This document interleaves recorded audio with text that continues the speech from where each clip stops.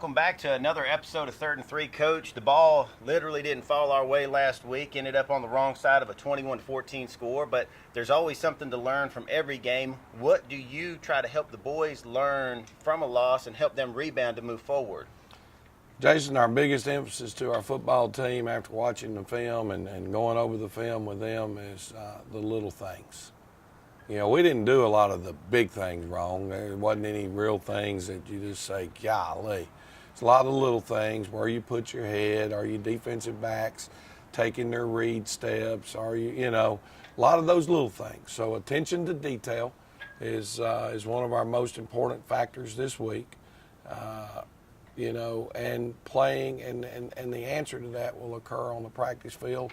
How do you want to respond? Right. Do you want to feel sorry for yourself, or do you want to own what you're doing right and you're doing wrong? And obviously, we had a couple of mistakes in the coaching game. We got schemed up a little bit on the initial punt stuff. I mean, there's no way to know what a team is going to do, right. And we just didn't handle that exactly the way we should have. We're going to find answers to that. Our players are going to find answers to those little things we didn't do well, and we're going to get better. Well, we have to get better, and most importantly, this week there's extra added distraction because, for those who aren't familiar, this week is homecoming here at Dublin High School. We're going to be hosting the Wilkinson County Warriors. We hope that you'll come out at 7:30. We're going to have all kind of crazy stuff going on in and around the school, kids dressing up like mathletes and retro. I mean, there's a whole list of them. We'll throw them up there for you, but Coach, how do you keep your boys on point so that when Friday rolls around, they haven't let all the weird dressing and all the games and stuff get in the way of the big game?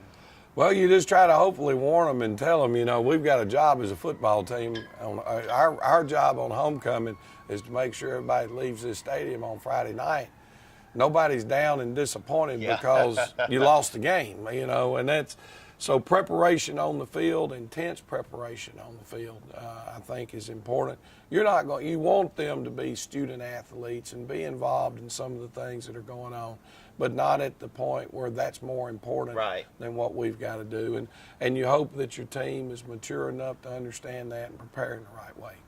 Now, Coach, finally, the Warriors are coming, and everything that I've ever seen in the years that I've covered them, they've always got athletes. They've always got some talent.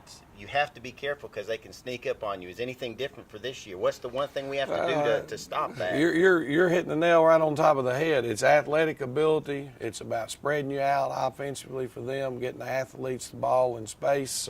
They like to throw the football. You know, running backs, they're running zone scheme, which basically means the ball is there's an area where you're aiming, but you're going to make cuts to get to where you see a seam, and they have the speed and quickness to do that. Defensively, it's relentless. It's attack. So if we can cut off the penetration, catch a guy out of his gap and hit the hole, you know, those can turn into big plays for us. So we're going to get some negative plays. We just got to be able to handle that pressure. And speaking of plays, finally, who are a couple of guys that we want to throw some shouts out to for the play that they had on the field last week? Well, I think two kids I'll mention right now. Number one, defensively, Stacy Sharp for us last week was in on 17 tackles, which is a phenomenal number. And then another young man we want to recognize is being named our Scout Team Player of the Week, and that's talking about his effort on the practice field, his willingness to do whatever can be done to help our team. That was Jordan Branham. Wow. Always good to throw out as many names as possible, especially when these kids are working hard and you may not get to see them a ton on the field. We hope that you'll be out here at Shamrock Bowl to see what happens on the field this Friday night. Homecoming game, 7:30 kickoff.